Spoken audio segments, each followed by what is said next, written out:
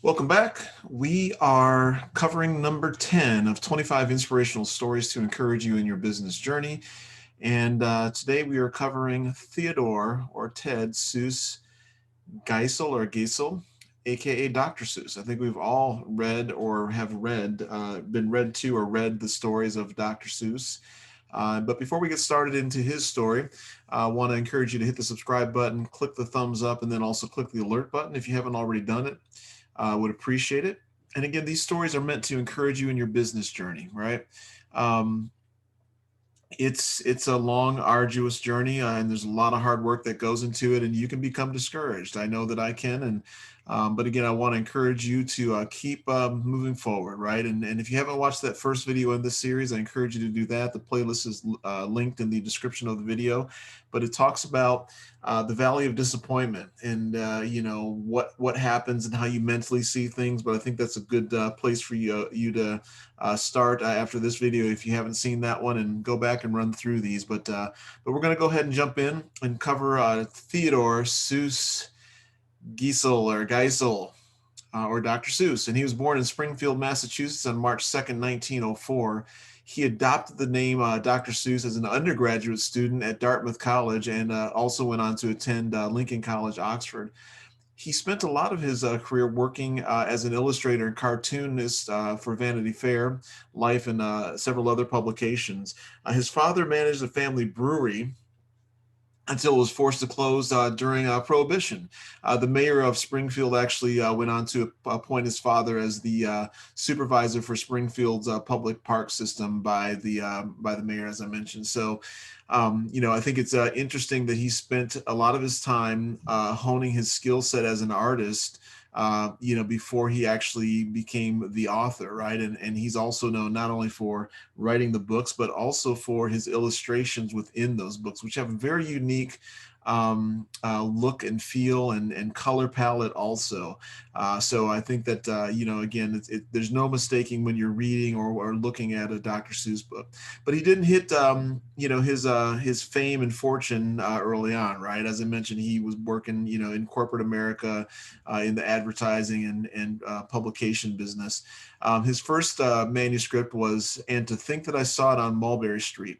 So once you write a manuscript, you basically have to find a publisher if you go the traditional route. And things have changed these days, obviously, in terms of how things are being done. But he pursued 27 publishers and got 27 no's. And by happenstance, he actually was walking home from his final rejection and was going to burn the manuscript. Um, it was probably just planning on just working in corporate America, going forward, right? But he, put work and had a dream and had a vision for this, but had the nose. And on that walk home from his final rejection, on the 27th rejection, he ran into a former classmate that he was in school with at Dartmouth, and who helped him find a publisher for his book.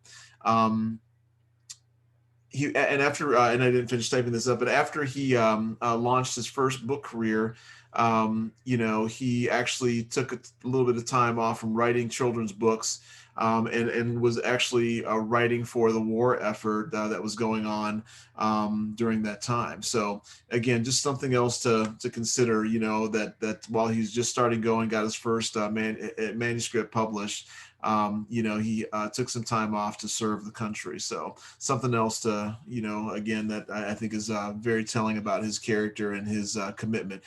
But he did go on to sell over 600 million copies of his books, such as Horton Hears a Who, The Cat in the Hat, How the Grinch Stole Christmas, Green Eggs and Ham, and Mr. Brown Can Moo, and just a ton of other books as well, right? And he has mass critical acclaim in terms of children's books. Like I said, I'm not a spring chicken anymore, and I know that I was read those books myself in school. Green Eggs and Ham is always one of my favorites, and there's just a ton of them, too many to name. And but he ended up winning the Laura Ingalls Wilder Medal, which is children's prize that for authors of children's literature. And then he also won a special Pulitzer Prize award in 1984. But again, my encouragement here is that he, again, had a lot of no's and didn't really hit mass critical acclaim until later on in his career.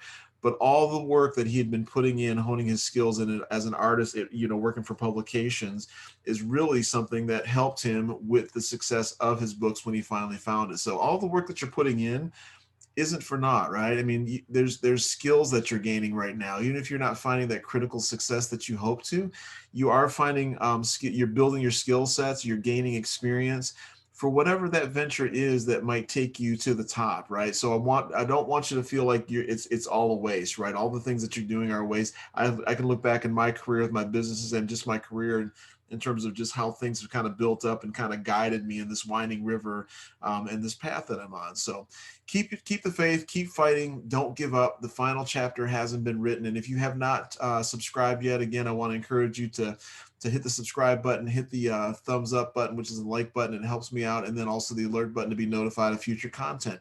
And we will talk to you at the next video.